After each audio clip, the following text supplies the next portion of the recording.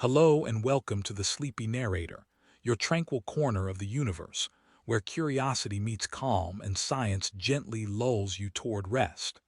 Before we set off on tonight's celestial journey, I'd love to know, where in the world are you listening from and what time is it there? Feel free to share in the comments below. I'm always amazed at how many of us are drifting off together from different corners of the planet.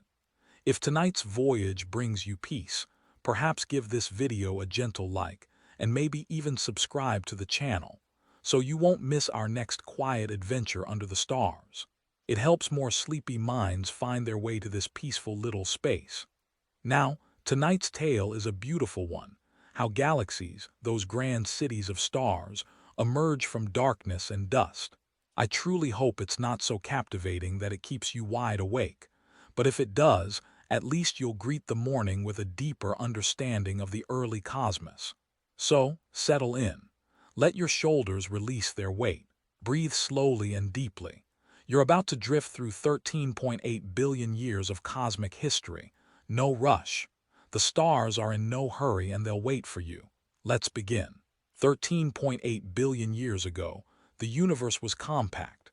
Not just in the way one might describe a cramped apartment, but unfathomably condensed, blazing hotter than the center of a star, and denser than the busiest calendar during Nobel season. Then, in a moment beyond full comprehension, everything began, not with a literal explosion, despite the familiar name. The Big Bang was more of a rapid, graceful expansion. Space itself swelled outward in every direction, faster than the speed of light, like a balloon being filled with a cosmic-strength air pump. There wasn't matter being hurled into empty space. Space was the matter, unfolding and constructing itself as it spread. In those first fleeting moments, fractions of a second, the universe was a swirling, sizzling broth of elementary particles. Quarks bumped against gluons. Photons zipped through the chaos like restless children while gravity, the patient artist, began its quiet work.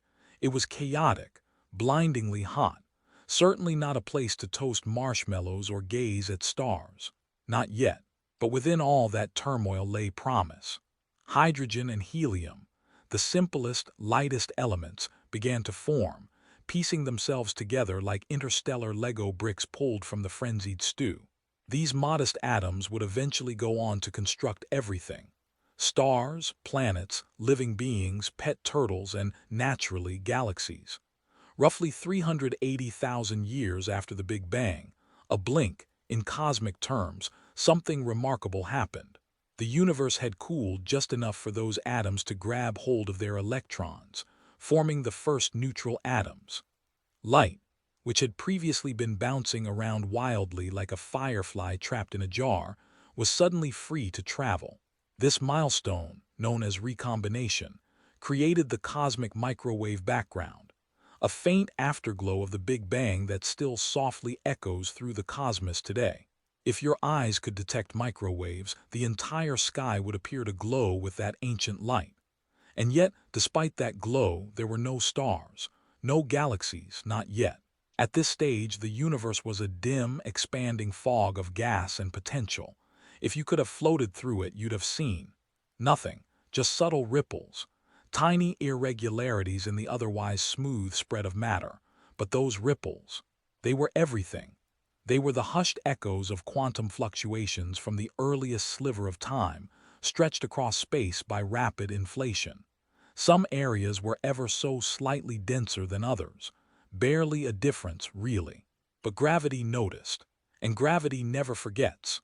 Over time, those denser pockets of hydrogen and helium began to draw in more and more material. Slowly, silently, they gathered, like morning dew forming on a spider's thread. These clumps, tiny though they were, would become the seeds of future galaxies. Completely invisible to any eye had there been eyes, but already setting the stage for all the breathtaking drama yet to unfold. It's strange to think of the universe as quiet, but in its way this period was. No starlight, no glowing galaxies, just the faint murmur of matter collapsing inward. It was the stillness before the storm, the long, drawn breath before the cosmos exhaled starlight. And yet, Even now, with all our telescopes and theories, we're still puzzling together the sequence of events. How did those microscopic differences lead to vast, spiraling galaxies? Why did certain regions become vibrant hubs of stars while others remained vast, empty voids? The answers are painted across the night sky in glowing nebulae and ancient star clusters. We just have to keep observing and keep listening. And so, the universe grew. Dark matter, an invisible but essential component of reality, began to pull and shape the structure taking form. Hydrogen followed these filaments. Gravity whispered and the cosmos responded. Soon, the first stars would flicker into life. The darkness would begin to lift. But for now, the stage was set. The universe was no longer merely expanding. It was starting to become. The stars had not yet arrived. The galaxies still slumbered. For several 100 million years, the universe remained wrapped in what we now call the cosmic dark ages. Despite its ominous name, there were no castles, no warriors, no dragons, unless you count the kind made of searing plasma. This was darkness in the purest sense, a cosmos filled with matter but devoid of light. After the Big Bang's radiant beginning, and the gentle afterglow of the cosmic microwave background, things had quieted down. Neutral hydrogen gas filled space like a vast, invisible fog. No stars to pierce it. No galaxies to sparkle in the distance.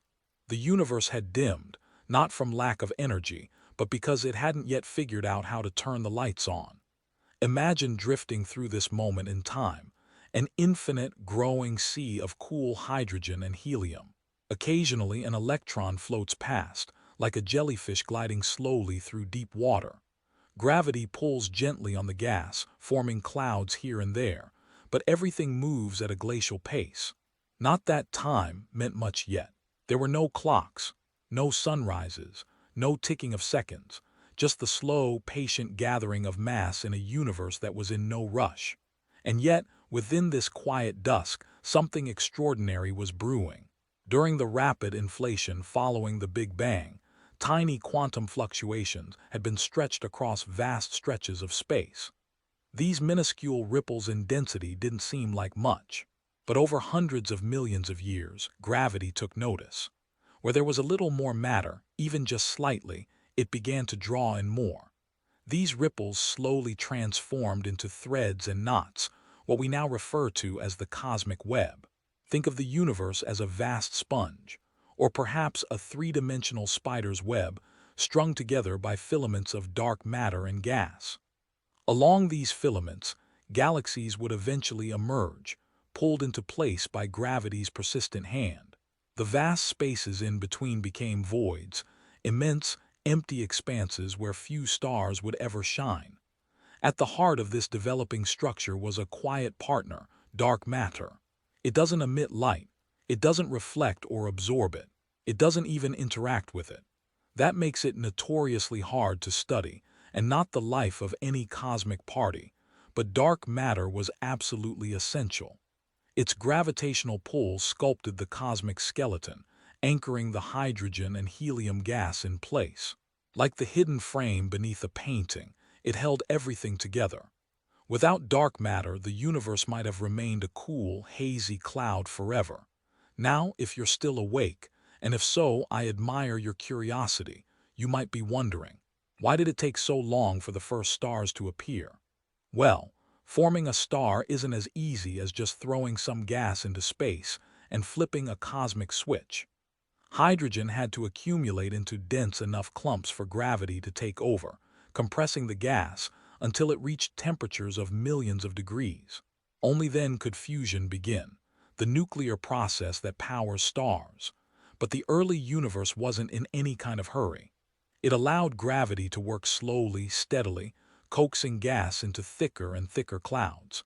Eventually, one of those clouds collapsed under its own weight. Somewhere, deep inside a growing knot of gas, pressure climbed, temperatures surged, and a spark ignited. And just like that, without fanfare or witnesses, a star was born, the first light since the Big Bang. These weren't ordinary stars. Known as population III stars, they were unlike anything we see in the universe today. Immense, unstable and blazing with unimaginable heat. They formed under the purest conditions the cosmos has ever known. There were no heavier elements, no carbon, oxygen, or iron, just hydrogen, helium, and a hint of lithium left over from the Big Bang. Because of that purity, these stars burned hotter and more rapidly than modern ones. Some of them may have been hundreds of times more massive than our Sun, but they didn't last long. Many lived short, explosive lives, collapsing into black holes or erupting into brilliant supernovae. If you had been nearby, and let's be honest, you wouldn't have lasted long. You would have seen these first stars lighting up their surroundings like campfires in an ancient forest. One by one, their radiant energy began piercing the cosmic fog. Gradually, the darkness began to lift. This era is known as cosmic reionization. While the name might sound like something from a sci-fi novel, it was a peaceful, though dramatic, transformation. The ultraviolet radiation from these newborn stars began stripping electrons from the surrounding hydrogen atoms, ionizing them, and slowly making the universe transparent once again.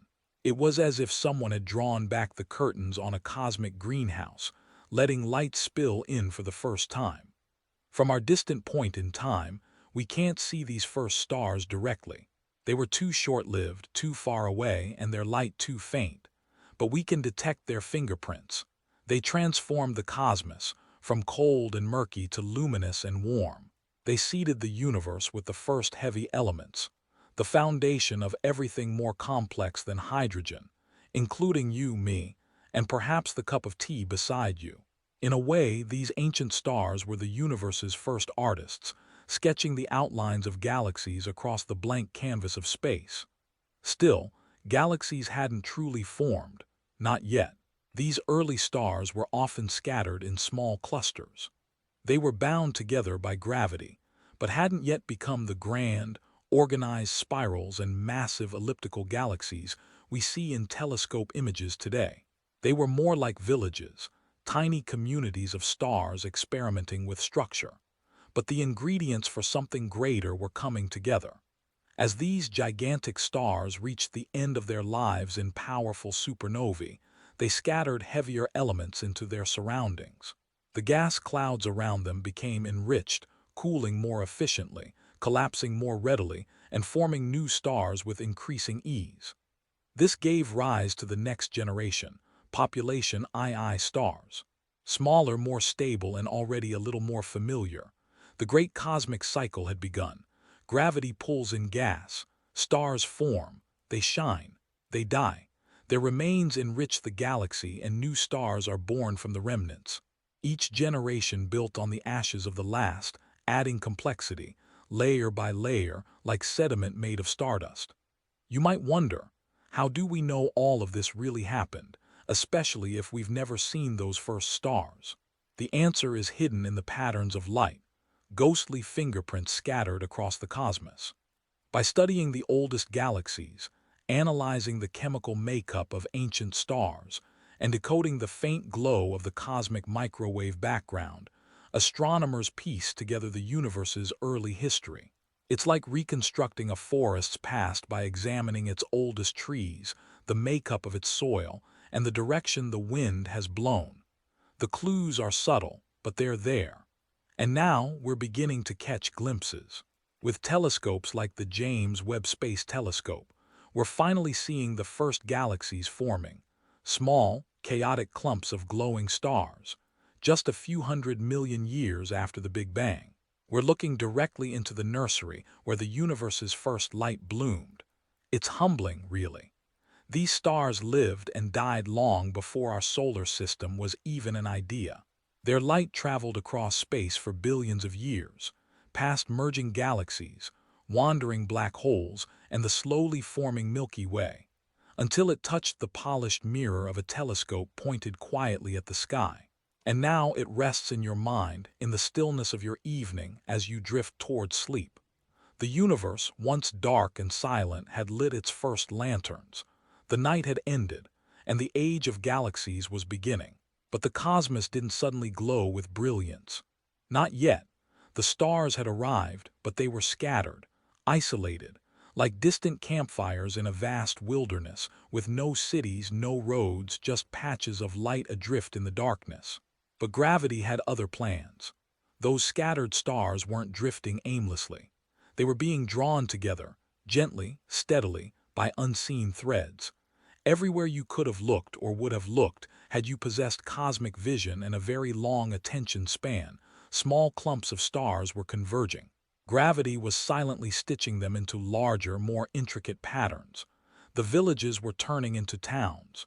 The towns would grow into cities. And these cities, these proto-galaxies, were the earliest versions of what we now call galaxies. It wasn't a tidy process. There were no blueprints, no celestial engineers mapping out spiral arms with precise tools. It was messy. Clumps collided, merged, tore each other apart, merged again. The early universe was a rough neighborhood. Gas clouds crashed into one another. Stars were flung from one group into another like dancers in a chaotic ballroom. Some early galaxies formed quickly, gorging themselves on nearby gas and absorbing smaller companions. Others stalled, stranded in quiet patches of space, like cosmic wallflowers.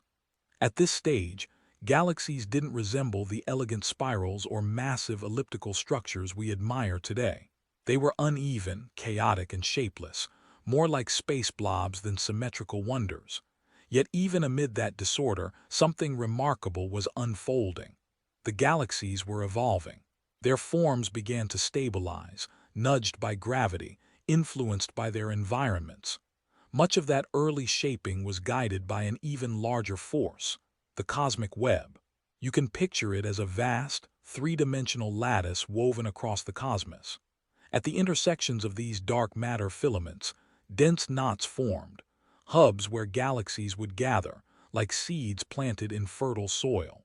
Long strands stretched between them, pulling galaxies along invisible currents. And in the spaces between, vast, eerie voids, where few galaxies would ever light up the darkness. In those dense crossroads, proto-galaxies had the most to gain and the most to endure. Where gas and gravity gathered, things got dramatic. Galaxies collided, a slow-motion dance lasting hundreds of millions of years. But these weren't explosive crashes. Stars are so far apart that even in galactic collisions, they rarely touch. Instead, it's their gravitational fields that entwine. Tidal forces twist galaxies into bizarre shapes. Streams of stars get stretched into long trails, ribbons of starlight unraveling into space. Gas clouds, on the other hand, aren't so lucky. When they collide, they crash with force, compressing, heating, and triggering bursts of new star formation. Astronomers call these starbursts sudden flares of creation amid the wreckage. In the chaos, new stars formed, new clusters emerged, and gradually those shapeless clumps began to resemble something more familiar. What determined a galaxy's final shape? That remains an ongoing mystery, but we do know a few things. Galaxies that remained relatively undisturbed, with a bit of spin and just the right amount of gas, could settle into graceful spirals like our Milky Way.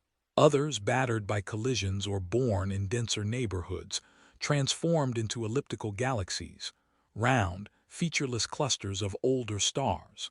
Some never quite settled down at all, remaining forever lopsided, patchy, and beautifully chaotic. We call these irregular galaxies, and we cherish them for their wild, unpredictable beauty. But regardless of shape, galaxies had become something entirely new, something enduring. They were star foundries, places where gravity and gas came together to spark creation. Within them, stars lived and died, scattering carbon, oxygen, and iron into the surrounding space. Over billions of years, this cycle of stellar recycling gave rise to planets, moons, atmospheres, and eventually, at least once, a small blue world where someone would sit quietly, telling these stories into a microphone. It's easy to forget, staring at the night sky, just how long galaxies have been shaping themselves. The stars you see above are often second, third, or even fourth-generation creations, born from the remnants of long-dead ancestors. Galaxies are like photo albums, each star a snapshot, each cloud of gas a fresh chapter waiting to be written. And as they matured, galaxies formed communities. They weren't alone. They gathered into groups, clusters, and eventually into superclusters, vast collectives of galaxies, bound by gravity and spread across unimaginable stretches of space. Our own Milky Way lives in such a group, a quiet region called the local group, where it shares space with Andromeda, Triangulum, and dozens of smaller companions. But that's a tale for another part of our journey. For now, the universe had crossed another threshold. It was no longer just a sea of stars and gas. It had structure. It had complexity. It had neighborhoods. The stars had found homes, and the cosmos had begun to shape its brilliance. By now, the universe was far from empty. Galaxies had emerged, some compact and shy, others bold and sprawling. Stars spun in vast orbits. Clouds of gas shimmered with the glow of newborn light. The darkness hadn't vanished entirely, but it had retreated, drawn back like a curtain revealing the grand stage of creation. And on that stage, galaxies were beginning to find their form. Galaxies aren't identical. They come in an astonishing variety of shapes and sizes. Much like snowflakes, if snowflakes weighed hundreds of billions of solar masses. Some rotate with elegance, like frozen whirlpools in space. Others are rounded and smooth, like celestial dumplings. A few, bless their charming chaos, resemble scribbles as though someone tried drawing a galaxy from memory while riding a roller coaster. But how do these shapes come to be? Why are some galaxies spiral while others are elliptical or irregular? As always, the answers lie in time, gravity, and an abundance of cosmic patience. Let's begin with the spirals, the showstoppers of the galaxy world. Spiral galaxies are among the most visually stunning structures in existence. They're the ones featured in science documentaries, magazine covers, and desktop wallpapers, often set against a soft background score with gentle violins. Their sweeping arms and bright central bulges make them look like cosmic hurricanes caught mid-swirl. Our own galactic home, the Milky Way, is a spiral galaxy. We live nestled within one of its arms, a speck on the edge of a colossal, rotating city of stars. Spiral galaxies contain abundant gas and dust, the raw materials for forming stars. That's why they shine with countless young, brilliant stars, illuminating their arms like delicate strands of fairy lights. The spiral form is all about movement. When a galaxy has just the right amount of angular momentum, meaning its gas and stars are rotating with some degree of order, it naturally flattens into a disk. Within that disk, waves of density move outward, squeezing gas and sparking star formation. This is how spiral arms appear. They aren't solid structures, frozen in place. Instead, they're patterns, like waves in a crowd or traffic jams on a highway. Stars move in and out of these arms, but the pattern endures. Of course, not every galaxy manages such grace. Enter the elliptical galaxies, older, rounder, and generally more relaxed. These galaxies don't have spiral arms. They look more like vast clouds of stars, shaped like spheres or sometimes elongated ovals. They're typically filled with older, redder stars and have little gas remaining to forge new ones. If spiral galaxies are bustling cities, ellipticals are more like serene retirement towns, calm, slow-changing, and peaceful. Many elliptical galaxies are the products of cosmic collisions. When two spiral galaxies of similar size merge, their orderly motions are disrupted. Stars are flung into unpredictable orbits. Gas is either used up or ejected into intergalactic space. What's left behind is a large, formless mass of stars, an elliptical galaxy. It's dramatic, messy, and yet surprisingly efficient. It's like smashing two snow globes together and watching the flakes settle into a brand new shape. Then there are the irregular galaxies. These are the cosmic misfits, the nonconformists. Some are very young and haven't had time to develop a distinct shape. Others have had their structure disrupted by a nearby neighbor. They may look like cosmic doodles or chaotic splashes, but don't be fooled. These galaxies are often rich with star formation. They're full of energy, potential, and the beautiful unpredictability of youth. Some galaxies exist in between categories: spirals with oversized bulges, ellipticals with rings, and hybrid forms that defy tidy classification. Galaxy categorization, like most things in astronomy, tends to be a bit messy, but we keep trying to sort and understand them, because that's what humans do, even when it comes to the stars. And galaxy shapes aren't just about appearances. They hold clues, deep insights into a galaxy's personal history. A spiral galaxy likely had a relatively calm upbringing. It gathered gas steadily, perhaps experienced only a few mild mergers, and rotated with just the right spin. An elliptical galaxy, on the other hand, likely endured more violent events, collisions, major mergers, and chaotic interactions that scrambled its structure. Irregular galaxies. They may have simply been born in turbulent environments or been pulled out of shape by gravitational interactions with nearby neighbors. What's truly fascinating is that even now, galaxies are still changing. Spirals can become ellipticals. Small galaxies can merge to create giants. Gravitational encounters can stretch, twist, and scatter stars across space. Nothing in the universe is static, especially not galaxies. Our understanding of galactic evolution was transformed thanks to the Hubble Space Telescope. This remarkable observatory allowed us to peer into every stage of a galaxy's life.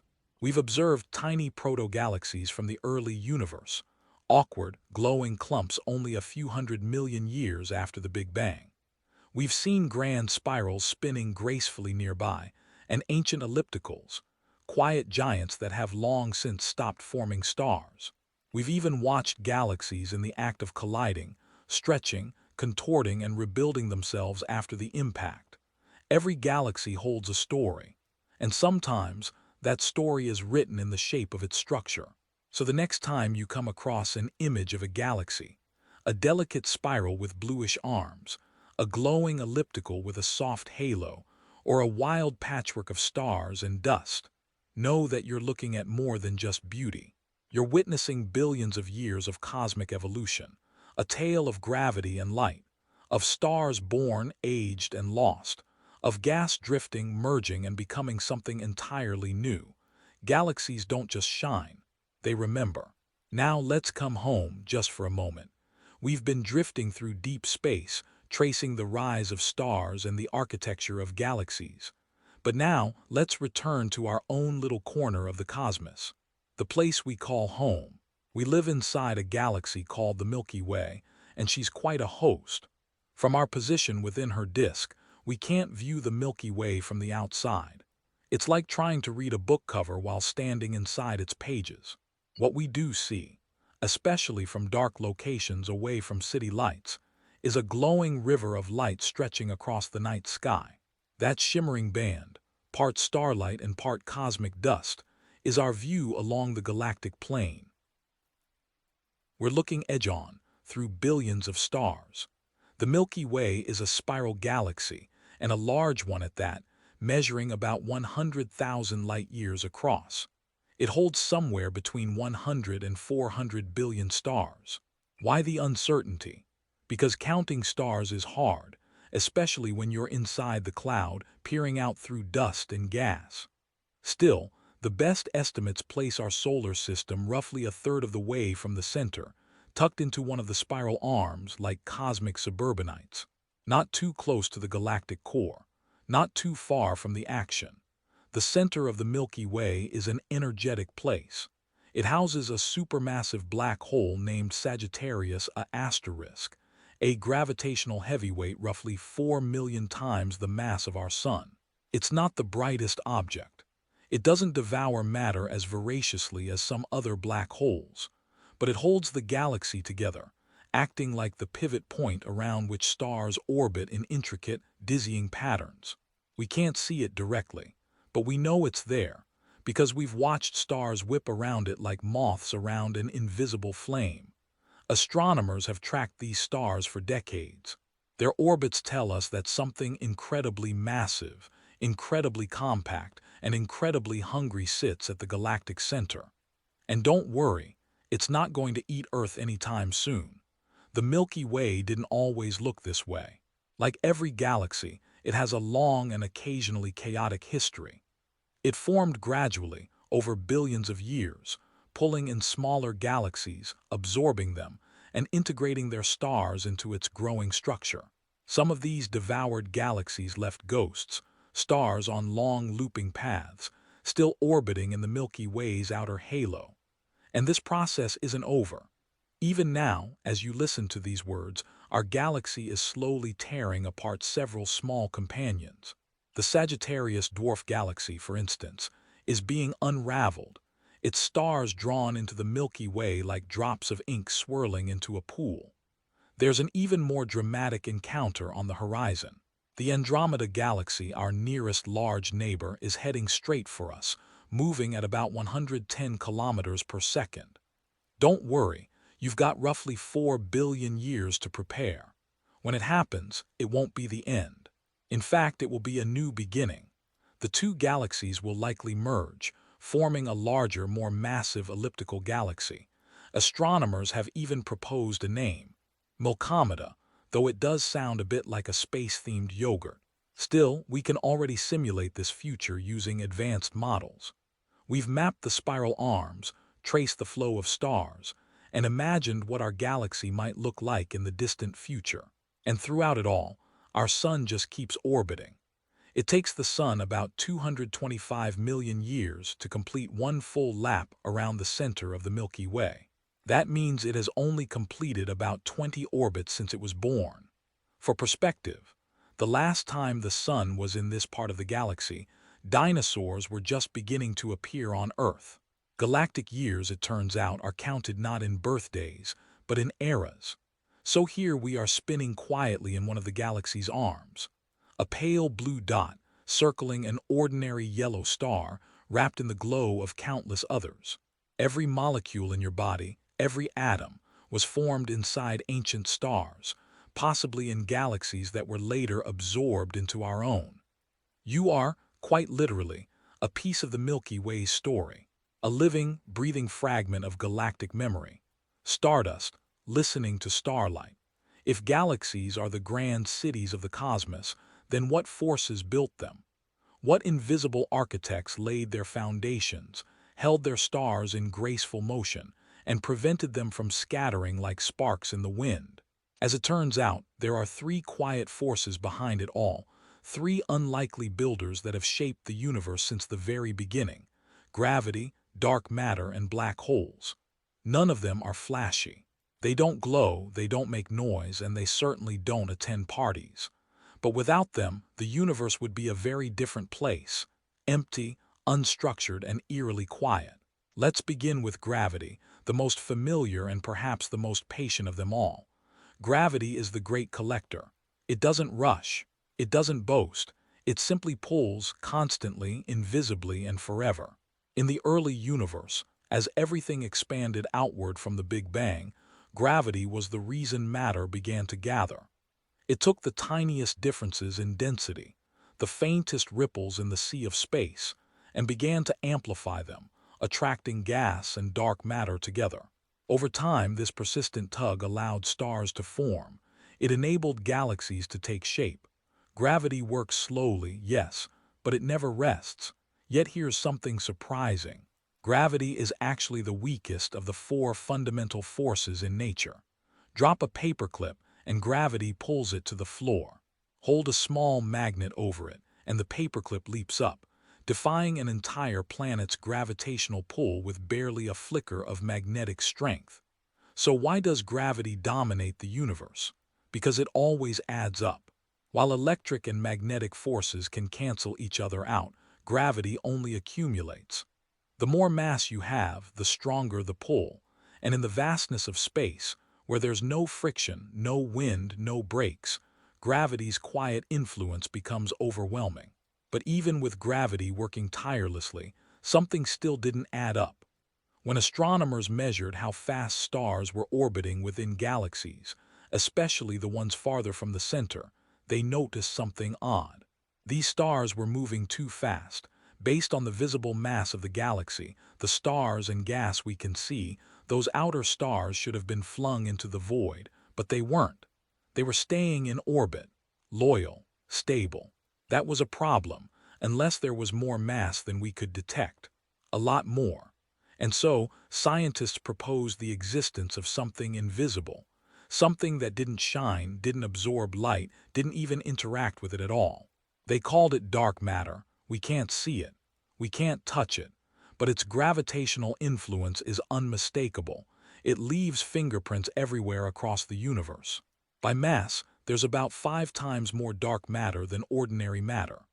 That means, for every bright star or glowing nebula we see, there's an enormous invisible halo of dark matter holding the galaxy together, like a vast, transparent sphere surrounding each one. Think of a galaxy as a glowing jellyfish swimming in a bubble you can't see. That bubble, the dark matter halo, is what keeps the jellyfish from falling apart. Without dark matter, galaxies wouldn't exist as we know them.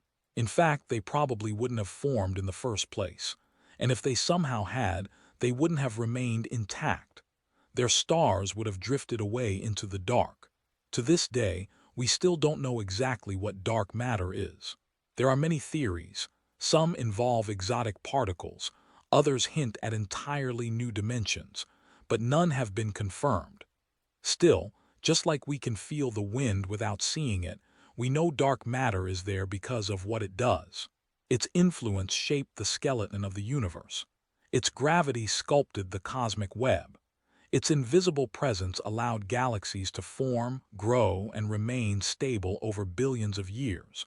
But galaxies had another secret. At their hearts, many of them, perhaps most of them, house something even more mysterious: supermassive black holes. These aren't your everyday black holes formed from collapsing stars.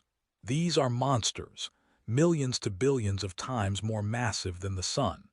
And they reside in the cores of nearly every large galaxy we've studied, including our own. At first, we assumed these enormous black holes were just passengers, byproducts of galaxy formation. But as our understanding deepened, it became clear they weren't just sitting there. They were influencing their galaxies in profound ways. They weren't simply cosmic drains. They were regulators, architects, co-authors. When a supermassive black hole feeds, swallowing gas and dust, it releases staggering amounts of energy. Sometimes, this energy can exceed the total output of all the stars in the galaxy. This process can heat up and blow away surrounding gas, shutting down star formation for millions of years. It's known as feedback, and it means that black holes don't just consume. They control. They sculpt the environments around them, shaping how galaxies grow or stop growing. They may be invisible. They may be silent. But they are anything but passive. Some supermassive black holes even launch jets of plasma, thin beams of matter traveling at nearly the speed of light, stretching for thousands of light years across space. These jets can reshape entire regions of the galaxy, altering the flow of material and triggering, or preventing new stars from forming. It's strange, isn't it, that the darkest things in the universe, the ones we can't see, that absorb light and vanish into silence, are the very things that hold everything together. Gravity, dark matter, and black holes. The quiet, invisible forces that built the stars, sculpted galaxies, and continue to shape the universe with every passing moment. And here we are, living on a small planet, orbiting a modest star, in the spiral arm of a galaxy wrapped in dark matter and circling a black hole we'll never meet. Every step you take, every breath you draw, happens in a universe gently held together by unseen hands. So the next time you gaze up at the night sky, remember, the beauty you see is only part of the picture. The rest, the invisible frame, the silent forces, the patient gravity, is still there. Not glowing, not speaking, but building, always building. Galaxies may look calm in photographs, graceful spirals, glowing halos, delicate threads of dust, but don't be fooled. The universe is anything but still. Out there, galaxies are constantly on the move, drifting, orbiting, pulled by gravity in an endless cosmic waltz, And sometimes these dancers get too close. Their arms brush, their paths cross, and they collide. Not with explosions and fireballs, but with slow, spectacular grace. Galactic collisions unfold over hundreds of millions, or even billions of years. Yes, galaxies crash into each other. But before you picture stars smashing together like billiard balls, take a breath. The reality is more poetic. Despite their immense size, galaxies are mostly empty space.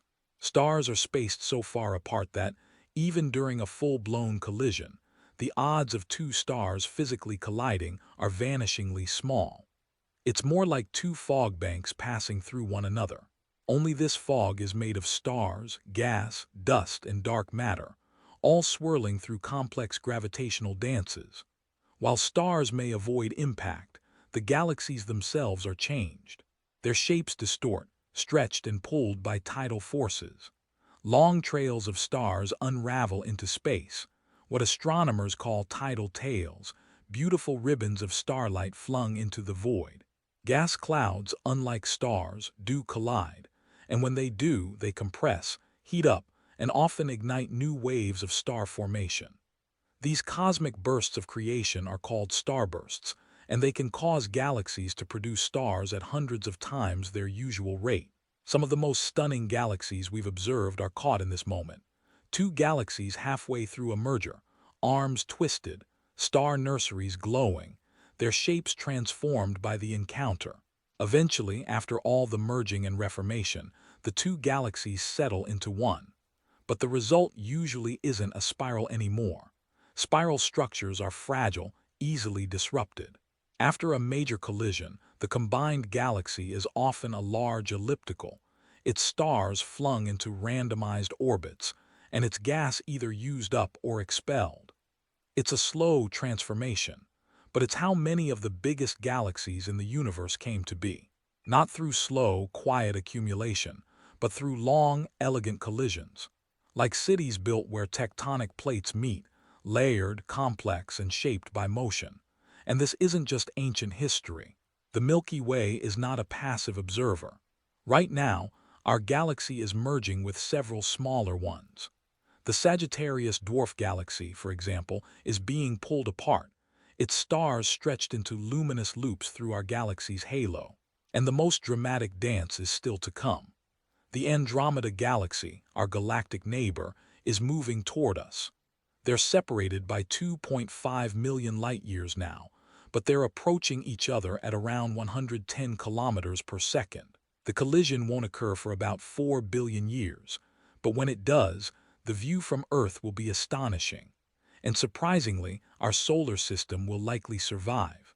Stars are so far apart that they'll mostly pass one another unharmed. But the sky will change. Andromeda will grow larger, brighter, eventually dominating the heavens. Over time, the two galaxies will twist around each other, merge, and become one. A new galaxy will be born. Astronomers sometimes call this future entity Mokometa, a playful name but a profound idea. Even in this distant future, the universe continues its slow dance of change. Galaxies don't stay the same. They meet. They blend. They become something new. It's not just destruction, it's transformation. And in this vast, unfolding cosmos, it's the way of things. What's especially remarkable about galaxy collisions is that they're not just chaotic, they can be beautifully creative. These cosmic mergers don't only distort shapes or fling stars across space. They can also reignite star formation, feed central black holes, and remix galactic material in ways that build entirely new structures. It's not destruction, it's reinvention. Imagine pruning a tree, not because it's broken, but because it helps it grow better, fuller, more vibrant. In a similar way, galactic collisions are part of the evolutionary rhythm of the universe. And far from being rare events, they are surprisingly common. In regions of the cosmos where galaxies are tightly packed, within galaxy clusters, collisions and interactions happen all the time. The gravitational tension across these dense neighborhoods is immense. Galaxies pull on each other, warp one another's structures, and in many cases merge completely. It's part of the life cycle of the cosmos. Galaxies are not isolated islands. They grow, evolve, and change through relationship, much like everything else in nature. And here's a thought that might quietly amaze you. The universe we see, the still images we admire of elegant spirals or glowing ovals, are all snapshots. They capture a moment in a much longer, much more dynamic story. Even now, somewhere in space, two galaxies are beginning a long approach, a careful ballet that, billions of years from now, will end in union. Their stars won't crash, but their gravitational fields will blend. Their gas will swirl together, and from the mingling, new stars will bloom, just as it always has been, just as it always will be. To look into deep space is to look into time itself. It's one of the quietest, most beautiful truths of the universe. Every star you see in the night sky, every galaxy captured by a telescope is not how it is now, but how it was. That starlight has been traveling for years, centuries, millennia just to reach you. Light, despite its speed, takes time to cross vast distances. Space is wide, very, very wide. So when you look up at the sky, you're not just looking out. You're looking back. Take the sun, for example. The warm light touching your face during a late afternoon walk. That light left the sun's surface about 8 minutes ago. So even with our closest star, you're seeing it as it was, not as it is. Move beyond our solar system and the delay grows. The nearest star system, Alpha Centauri, is more than 4 light-years away. Its light began its journey toward us before the last U.S. presidential election. The faint shimmer of the Andromeda Galaxy. That light began its trek more than 2.5 million years ago, long before humans, long before cities, before language, even before fire. What you see when you gaze at Andromeda is ancient, a whisper from a past so distant it predates everything we know, and we can go even further. With the right tools, we can peer back billions of years, nearly all the way to the beginning. The deeper we look, the further back in time we travel. It's like peeling away layers of cosmic history, photon by photon. That's where telescopes become more than instruments. They become time machines. The Hubble Space Telescope, launched in 1990, changed everything. Floating above Earth's atmosphere, it gave us a clear, uninterrupted view of the cosmos. And with it, we discovered something truly astonishing.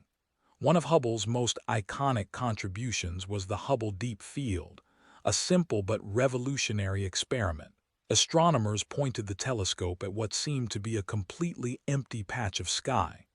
A tiny area, no larger than a grain of sand held at arm's length. It looked like nothing, just blackness. But they let Hubble stare at that nothing for days, and when the images returned, that patch of nothing had transformed. Thousands of galaxies appeared, each one containing billions of stars. Some were over 13 billion years old, light from the early universe, preserved and delivered across time. We weren't just seeing into deep space, we were looking into the past. That light had traveled for nearly the entire age of the universe, navigating the expanding cosmos, passing nebulae, crossing empty voids, until it gently landed on Hubble's mirror, and eventually arrived in your eyes. It changed how we understood everything, but Hubble was only the beginning. Now we have an even more powerful observer, the James Webb Space Telescope. Launched in 2021, Webb doesn't just see further, it sees differently. While Hubble primarily observed in visible and ultraviolet light, Webb sees in the infrared. And that's essential. As the universe expands, light from distant galaxies gets stretched, like taffy, into longer wavelengths. This process is called redshift. And the further back you go, the more redshifted the light becomes. So while the earliest galaxies emitted visible or ultraviolet light, that light has now shifted into infrared, a range that only Webb can truly see. And it's already paying off. With Webb, we're observing galaxies from just a few 100 million years after the Big Bang. Some are small, irregular, and chaotic, just what we'd expect, but others are surprisingly mature. Fully formed spirals, structured giants, galaxies that look more developed than they should be at such a young cosmic age. These discoveries are prompting us to reconsider long-held ideas. Maybe galaxies formed faster than we thought, or maybe our understanding of the early universe still holds secrets. Either way, it's an incredible reminder. Every step forward in technology allows us to take one step further back in time. The farther away a galaxy is, the younger it is in reality, but the older it appears to us because we're seeing it as it was. It's a strange paradox. You might say that we're always watching the past, and that's true. But it's also how we learn. We don't need to rewind the universe. It's already sent its memories to us, carried in beams of light, frozen in starlight, waiting patiently for someone to notice. One photon at a time. Science in many ways is just that, learning to listen more clearly to the past, with better tools, sharper mirrors, and deeper questions. Of course, even this time-traveling view has limits. There's a boundary to how far back we can see, a cosmic curtain that blocks our view of the very beginning. It's called the cosmic microwave background, the afterglow of the Big Bang. Before that point, the universe was opaque. Light couldn't travel freely. It was trapped, scattered, absorbed, and re-emitted constantly in a hot, dense plasma. Only after the universe cooled enough, about 380,000 years after the Big Bang, could atoms form and light finally break free. That's as far back as we can directly observe. Beyond it lies mystery, not because nothing was there, but because the universe simply wasn't transparent yet. That moment, when the fog lifted and light escaped, is our cosmic horizon, the edge of visibility. But beyond that line, questions, possibilities, ideas we're still trying to reach with mathematics, with observation, with dreams. What we can see, though, is already extraordinary. Each photograph from Webb, each frame from Hubble, is a postcard from the past, a message written in photons, traveling across time and space to land gently in your eyes. A tiny, glowing memory from a universe that has never stopped becoming. So the next time you look at the night sky, know this. You're not just stargazing, you're time traveling. The stars are still shining, but many are shining from a time before Earth had oceans, before trees, before any human eye could look back at them and wonder. Their light has crossed time to find you, right here, right now. The universe doesn't just tell stories, it remembers them. We've come a long way, from the first atoms forming in the silence of a newborn universe, to galaxies swirling in the arms of invisible forces. We've followed stars from their birth in collapsing clouds to their brilliant ends and their quiet rebirths in the next generation. And yet, despite all this motion and light, the universe is still not finished. Galaxies are still taking shape, still merging, still drifting across the cosmic tapestry, reaching toward one another with invisible hands. Because galaxies, like people, rarely live alone. They gather, they connect, they form families, neighborhoods, and communities. Astronomers call these communities galaxy groups, clusters, and superclusters, immense assemblies bound together by gravity. Our home, the Milky Way, is part of one such neighborhood, a relatively quiet place called the local group. It's a modest collection, by cosmic standards, made up of more than 50 galaxies. Most of them are small, faint dwarf galaxies that orbit the larger members like companions dancing around giants. The local group's two largest members are, of course, us and our luminous neighbor, the Andromeda Galaxy. Together, we are the twin anchors of this galactic suburb. And though we've mentioned it before, yes, we are spiraling slowly toward each other, bound by gravity, on course to eventually merge. But for now, we keep a polite distance. Surrounding us, you'll find a host of smaller galaxies. Some, like the large and small Magellanic Clouds, are easily visible from the southern hemisphere. These bright, irregular galaxies are themselves being tugged inward, gradually drawn into our spiral arms. Others, like the Draco Dwarf or the Ursa Minor Dwarf, are faint, difficult to spot, and just barely holding themselves together as they orbit within the Milky Way's dark matter halo. Groups like the local group are common, but they are just the beginning. Zoom out and you'll find galaxy clusters, dense regions packed with hundreds or even thousands of galaxies. One of the most well-known is the Virgo cluster, just beyond our local group. It's a crowded, complex space filled with galaxies of all shapes and sizes, spirals spinning side by side with puffed-up ellipticals. In these bustling regions, galaxies rarely live quiet lives.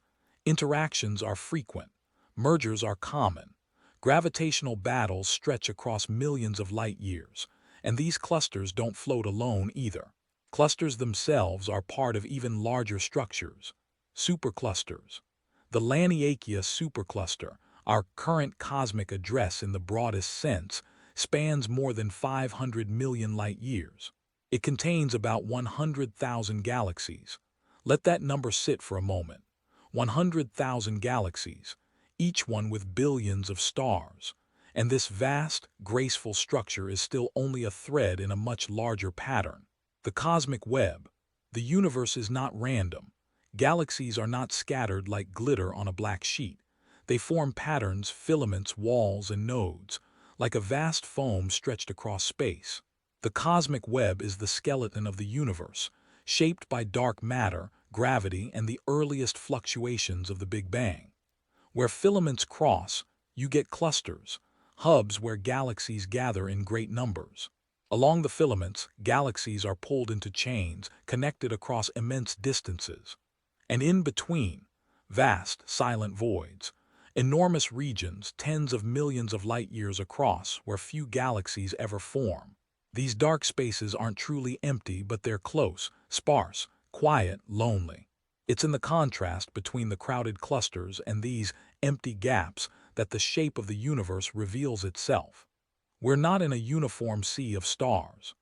We're in a grand design, woven by gravity's hand, painted with starlight and etched across billions of years.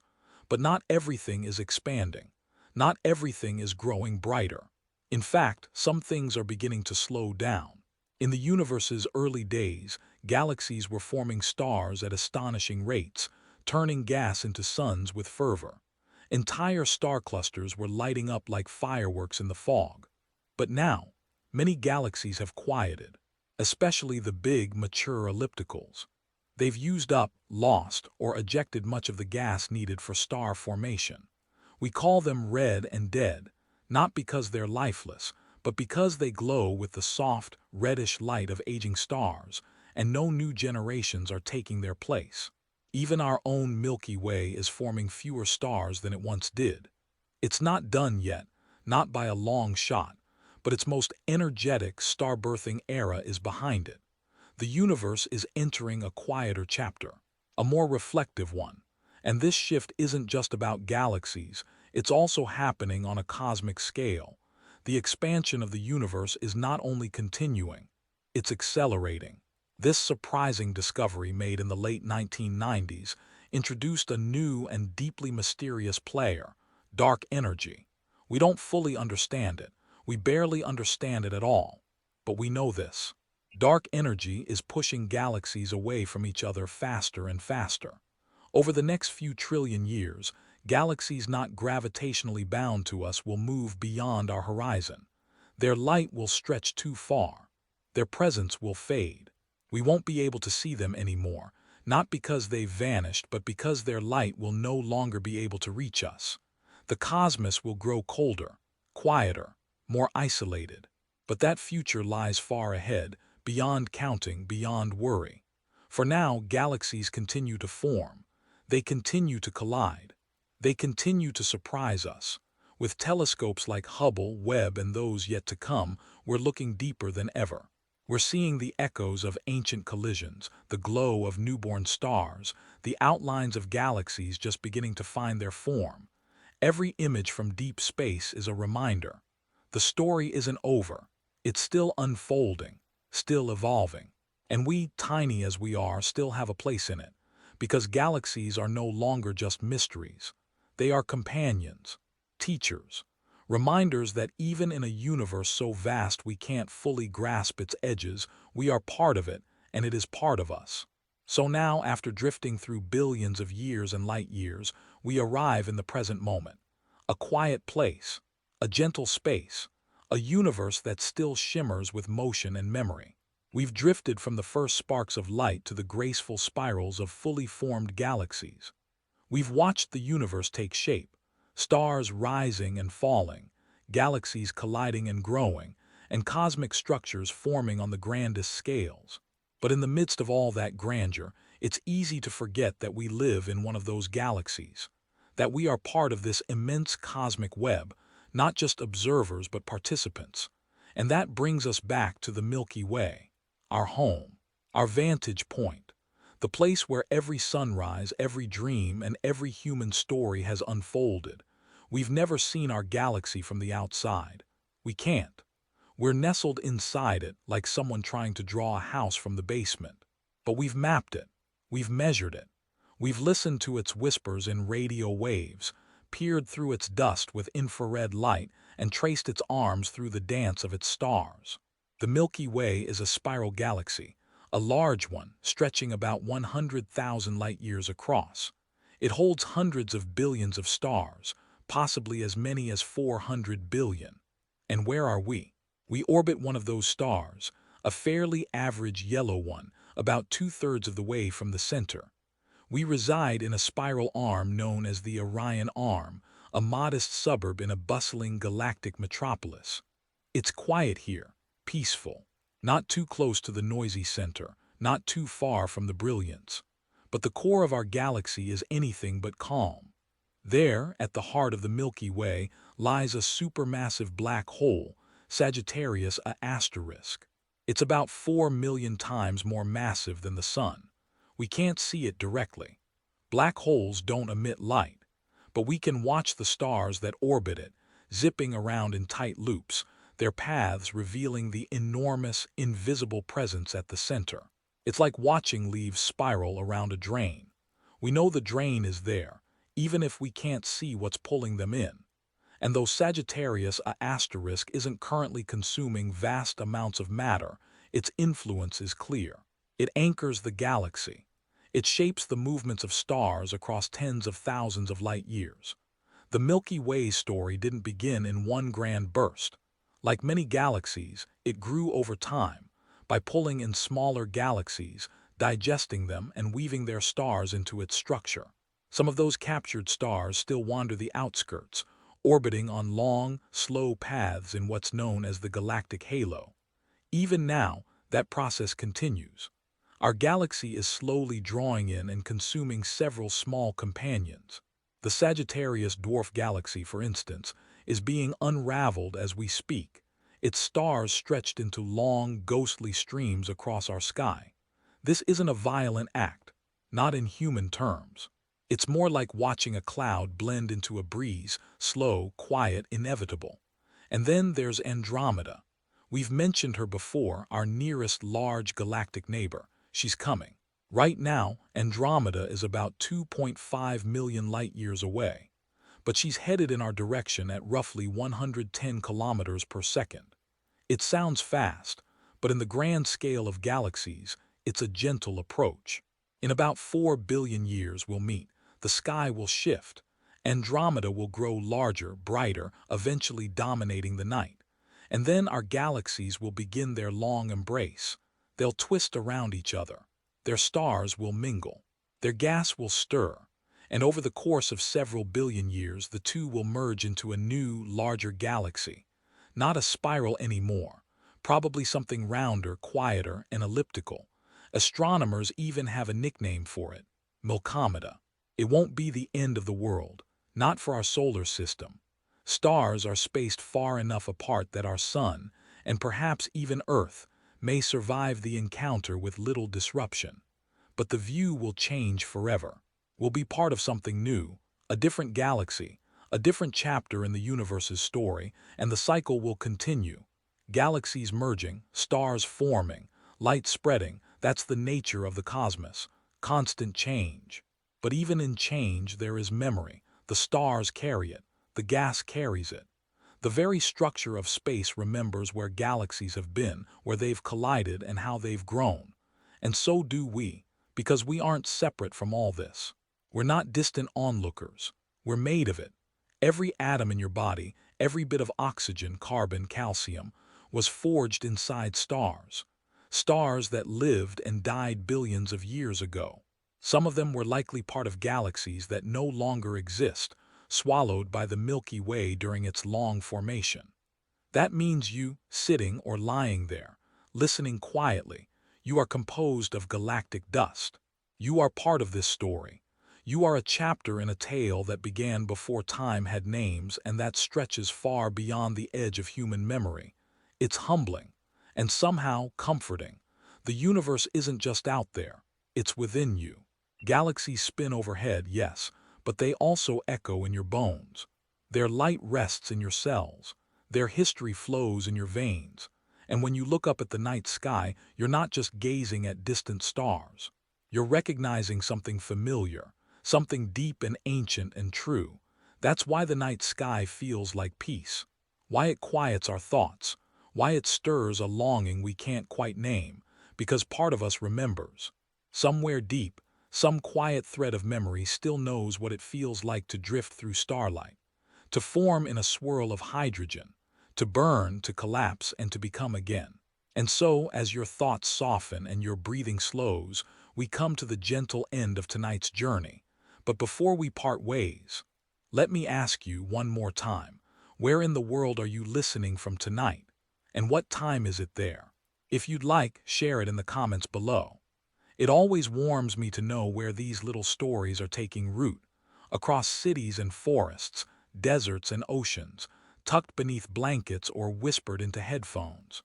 It reminds me how connected we truly are, not just by the internet, but by wonder, by curiosity, and by stardust. And if you enjoyed drifting through the universe with me tonight, perhaps you'll consider giving this video a gentle like or subscribing to the channel for more sleepy science. There's a whole cosmos out there waiting patiently to be explored, and I'd be honored to share that journey with you again. But for now, let's rest. Let the stars keep their quiet vigil. Let the galaxies continue their slow, elegant spins, just as they always have. Good night, fellow traveler. Your home is among the stars. Tonight we've wandered through the architecture of the cosmos, from glowing clouds of gas to spiraling star cities to the far edges of space and time. But as we gently float back from the grand scale, there's one quiet, curious question lingering like a whisper in the dark. Why do galaxies exist at all? Why didn't the universe just stay a smooth, even sea of particles, gradually fading into cold silence? The answer, in part, comes down to a beautiful concept known as cosmic structure formation.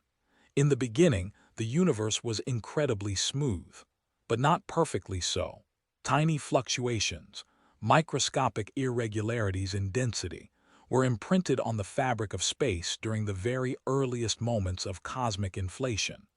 These were the faintest of ripples, like wrinkles in the surface of a calm pond. But they were enough. As the universe expanded and cooled, gravity began to amplify those ripples. Slightly denser regions pulled in more matter. That made them even denser, which pulled in more matter still. And so on. Like rain trickling toward a low point on a surface, matter flowed into the valleys carved by those early wrinkles in space-time. These denser regions grew over time, forming the first dark matter halos, invisible scaffolding on which ordinary matter could collect. And from there, the familiar pieces began to assemble. Gas clouds, stars, galaxies, clusters. The entire structure of the modern universe blossomed from the tiniest irregularities in the earliest light. It's astonishing, really, that everything we see today, every galaxy and planet, every tree and mountain, arose because of the most delicate imperfections. If the universe had been perfectly smooth, it would have expanded forever in a silent, structureless haze. No stars, no galaxies, no life. It took a little unevenness to make everything happen, a little imbalance, a little chaos, and from that chaos came structure, pattern, beauty. It's a cosmic lesson, one that might quietly apply to our own lives too. Perfection isn't always the goal. Sometimes it's the rough edges, the small deviations, the unexpected turns that create the most magnificent stories. And galaxies are one of those stories.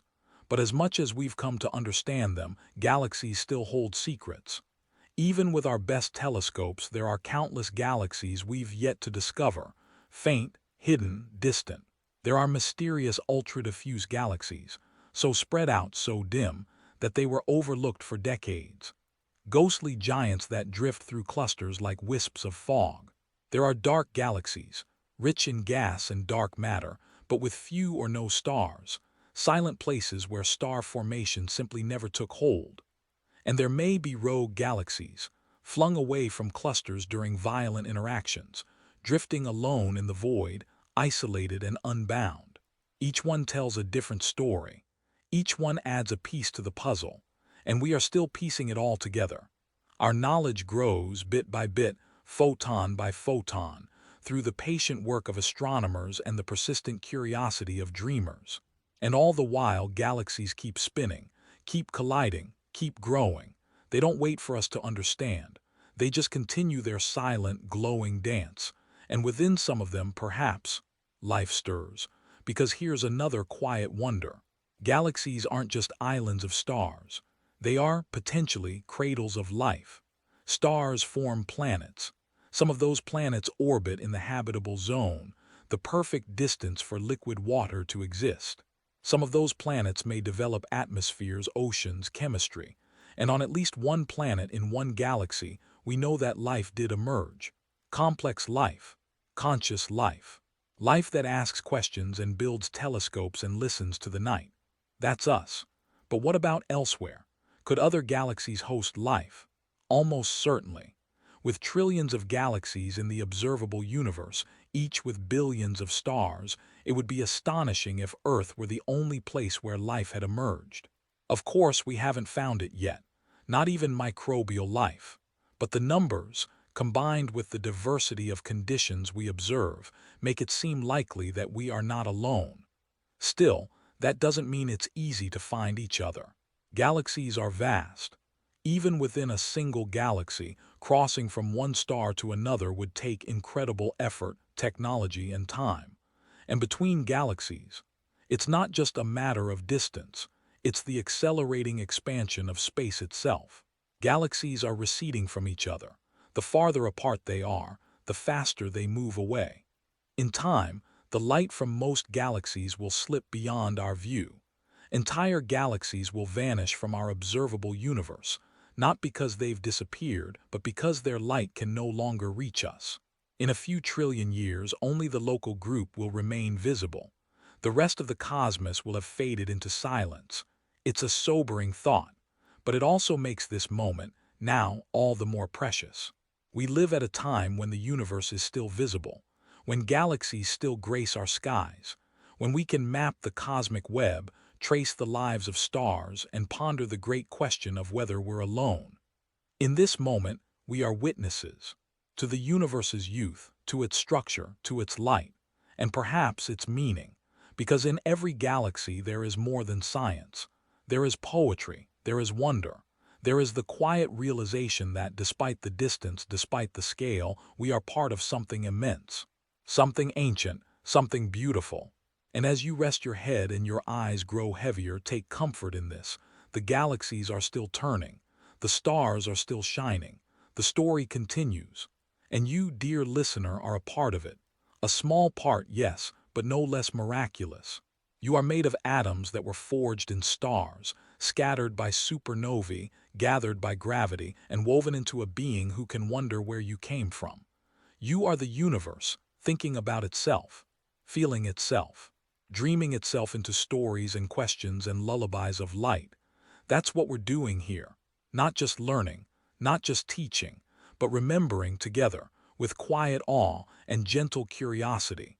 So now, as your thoughts begin to soften and the weight of the day falls away, let the light of the galaxies keep watch. They've done it for billions of years. They'll do it still, even when your eyes close, even when your breath slows, even as sleep gently arrives. Let it come. You've wandered far tonight through clouds and clusters, through spirals and silence, and you've made it home. The stars are your cradle, the galaxies your lullaby, and the night, this endless, shimmering night, is yours. Sleep well, fellow traveler. Tomorrow we'll find new stories in the sky. As we've drifted through the cosmos together, through galaxies, collisions, and the silent glow of starlight, one quiet truth has echoed again and again. Everything is connected. From the first hydrogen atoms to the grandest spirals of stars, to the thoughts moving gently through your mind this very moment, there is a thread that links it all. It's not always visible. It doesn't hum or shine, but it's there. Sometimes it's gravity, a pull so subtle, so patient, it shapes galaxies over billions of years. Other times it's light, traveling across impossible distances, carrying the stories of ancient stars to our waiting eyes. And sometimes it's something deeper, something less scientific, more human, a sense of belonging, of awe, of stillness.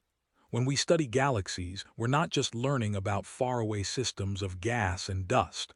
We're studying the history of everything, including ourselves. Because within every galaxy are the elements that make life possible: carbon, oxygen, iron, nitrogen, all forged in stars, all spread by supernovae, all drawn together by gravity into new stars, new planets, and, eventually, us.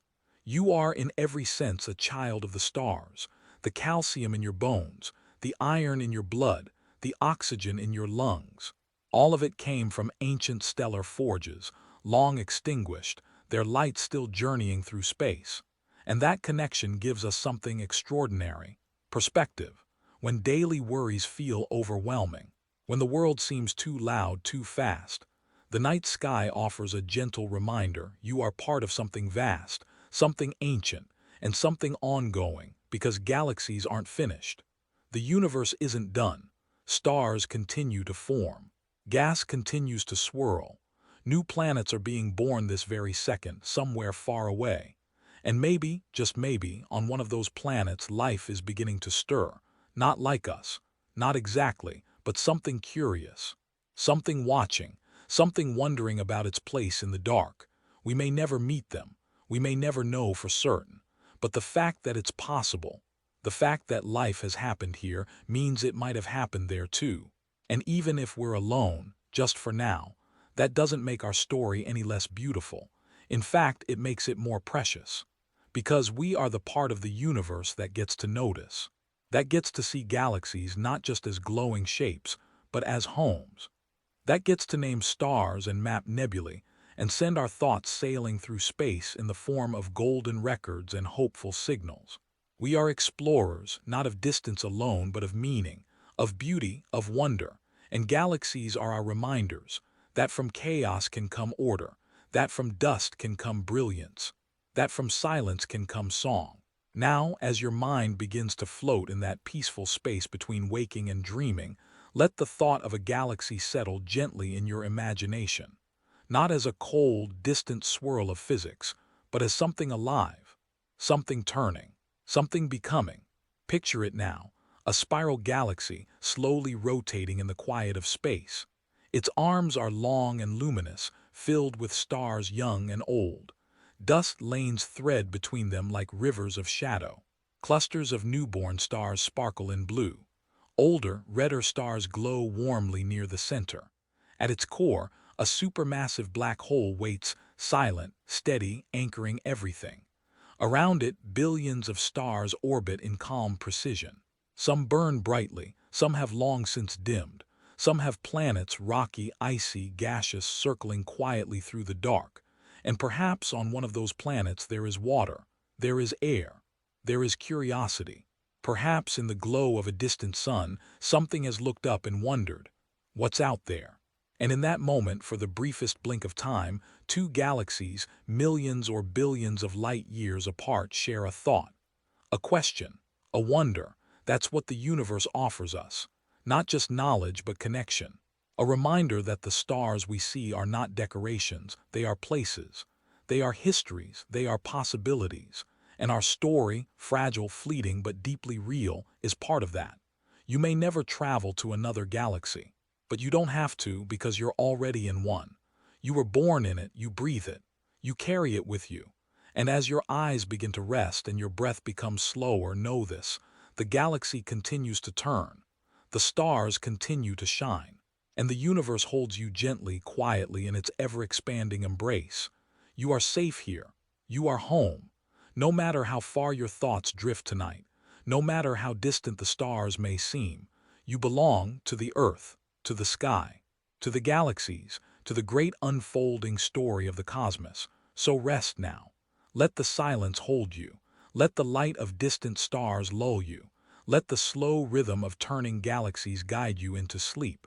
You've journeyed far tonight, through space and time, through wonder and thought, and you've earned your rest. Close your eyes, breathe gently, and know that somewhere far above and within, stars are still being born, and the story is still being written, and you are still part of it.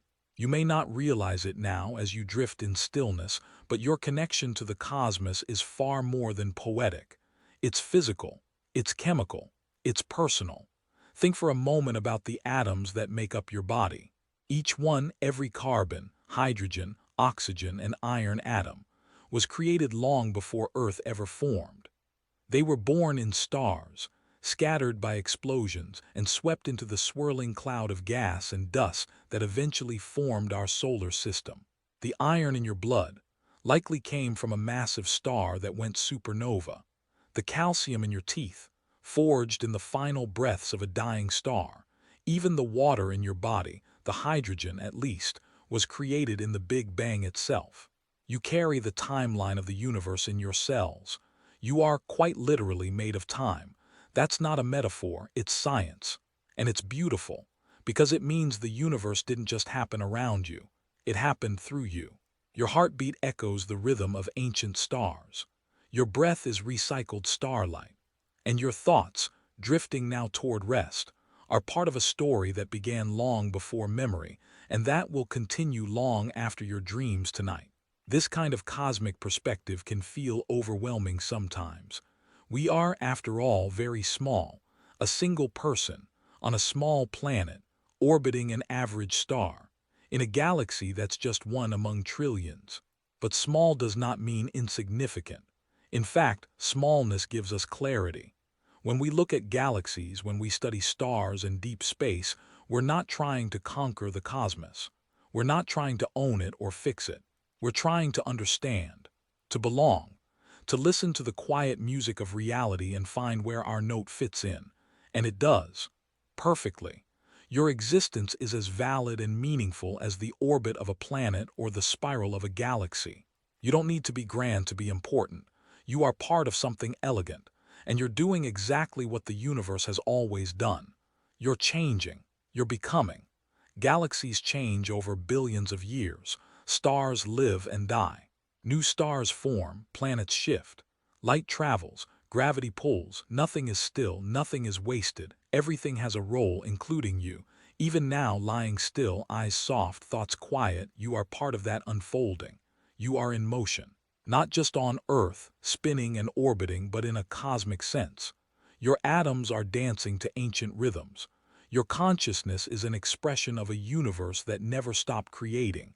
And that's worth pausing for. Not to analyze, not to explain, but to simply feel. Feel the gentle gravity of it. Feel the warmth of belonging to something older than time and wider than imagination. This is what it means to be human in a universe of galaxies. To be temporary and yet timeless. To be small and still infinite. To know that for a moment the universe became aware of itself, in you. And now, as sleep edges closer, that awareness can soften. You don't need to solve anything. You don't need to do anything. You are enough just by being here, just by listening, just by wondering. That's what galaxies do. They turn, they don't rush. They don't hurry. They turn quietly, gracefully, slowly. And that slowness, that patience, is something we can learn from. Not everything has to move fast. Not everything has to be loud. There is power in the gentle, in the quiet, in the steady turning of thought and breath and time. So let yourself follow that motion. Let your breath be the rotation of a galaxy, slow, wide, expansive. Inhale like a spiral arm reaching outward. Exhale like starlight drifting into space. You're safe here. The universe is vast, yes, but it's also calm. And in this calm you are held. Let that truth surround you now. The stars are not rushing. The galaxies are not worried. Everything is unfolding just as it should, including you, so if your thoughts wander, let them. They are travelers too. Just like light, just like stars, just like you, let them explore. Let them circle and soften and settle, and know they'll always find their way home, to stillness, to quiet, to sleep. Because the universe is not only vast, it is kind. It has given us this moment, this pause, this chance to breathe in the glow of the galaxies and feel, if only for a moment, like we belong. Because we do, always. You, dear listener, are not a mistake or an accident. You are a product of cosmic history. You are the echo of a beginning that still hums through space. And you are here, right now, breathing, listening, dreaming. That's enough. That's everything. So close your eyes now. Let the galaxies spin. Let the stars shine. Let your thoughts drift across cosmic winds. And as you fall into sleep, carry this truth with you. You are made of stars. You are part of galaxies. You are a thread in the grandest story ever told. And the story is still being written. Even now. Even in your dreams. As you rest deeper into stillness, with your mind adrift in cosmic thoughts, let's wander one last time through the quiet heart of our galaxy. Imagine yourself suspended in space, just beyond the spiral arms of the Milky Way. From here, the galaxy stretches out like a pinwheel of light, tens of thousands of light-years across. The arms curve like whispers, woven with gas, dust, and countless stars, glowing in soft bands of silver and gold. And as you float here, silently watching, you begin to notice the pattern. The spiral arms aren't chaotic. They flow. They pulse with rhythm.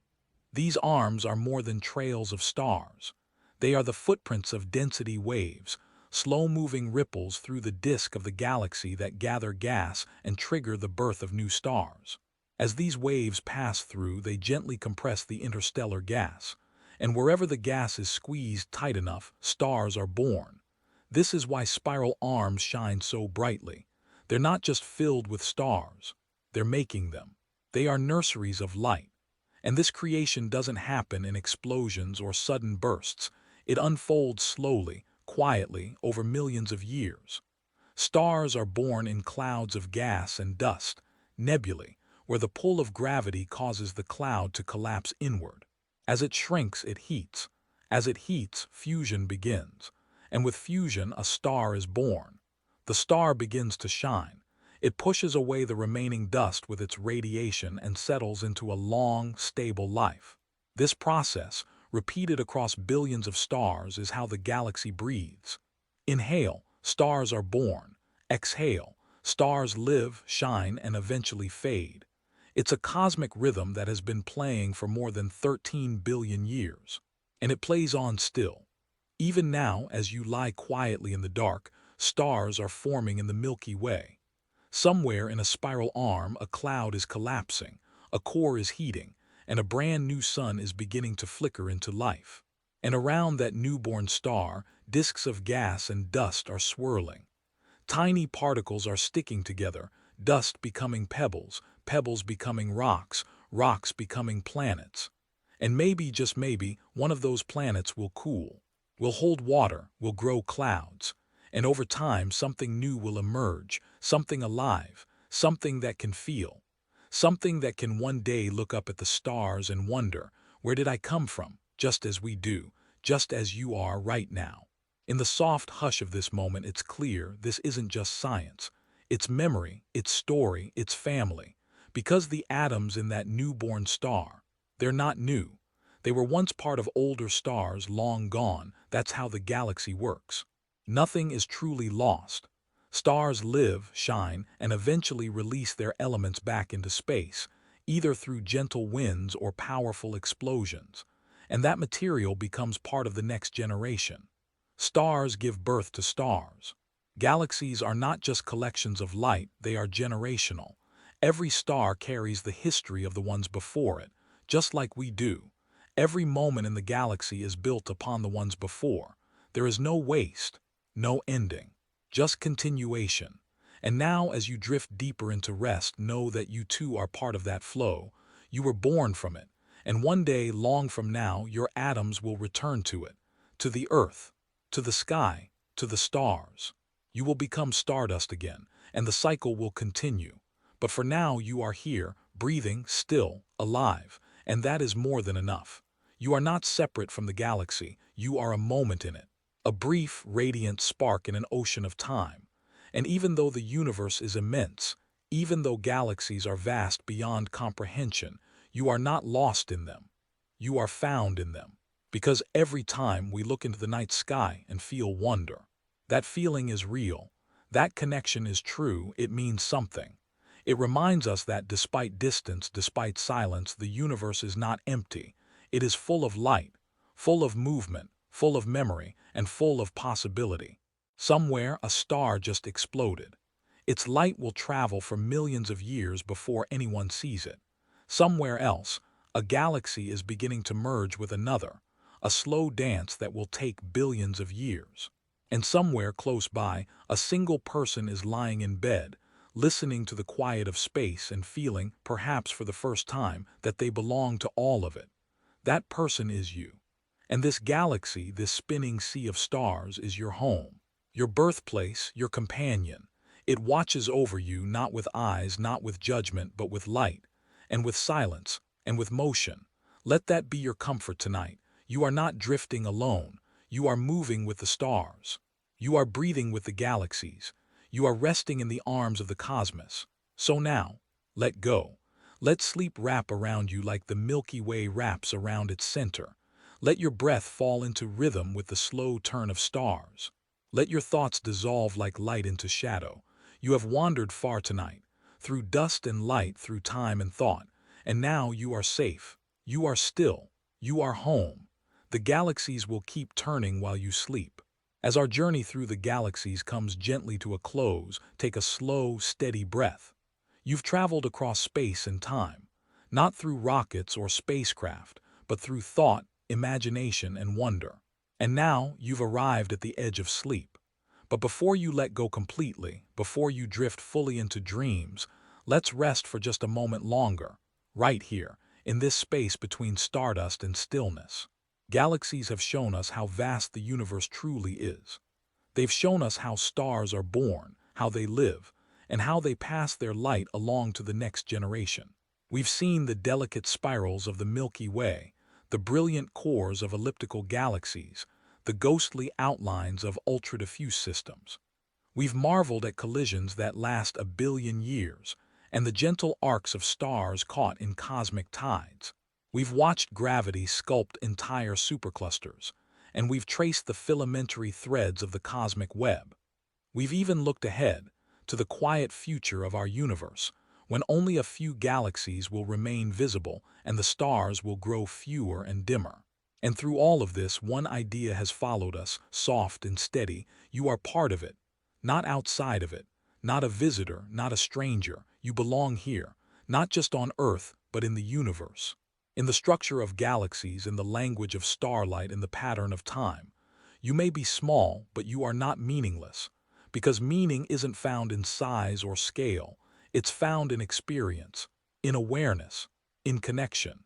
And you right now are connected to the stars, to the galaxies, to the ancient hydrogen atoms still drifting in intergalactic space, to the atoms in your body which were once part of suns, to the light on your skin, which began its journey before your great-grandparents were born, to the gravity pulling at your feet, linking you to the heart of the earth, to the heart of the sun, to the center of the Milky Way and beyond. You are not just in the universe is in you, and that realization, that quiet, powerful truth is worth carrying with you, into your rest, into your dreams, into tomorrow. Because when you wake, when you open your eyes to a new day, you will still be surrounded by galaxies. You may not see them, not in daylight, not through rooftops and clouds and trees, but they're there, above you, all around you, spinning, breathing, becoming. You walk beneath their light every day. And sometimes, if the sky is clear and the moment is still, you might catch a glimpse of one, like the Andromeda Galaxy, a faint smudge above the horizon, quietly racing toward us through space. And in that moment you'll remember, this night, this story, this sense of wonder, because that's what stories like this are for, not just to teach, but to awaken something ancient and quiet within us. A feeling we had as children, lying in the grass and looking up. A feeling we'll have again when we are old, gazing at the stars with soft eyes and a peaceful heart. The stars will still be there. The galaxies will still turn. And we will still be wondering, still searching, still resting in the gentle embrace of the cosmos.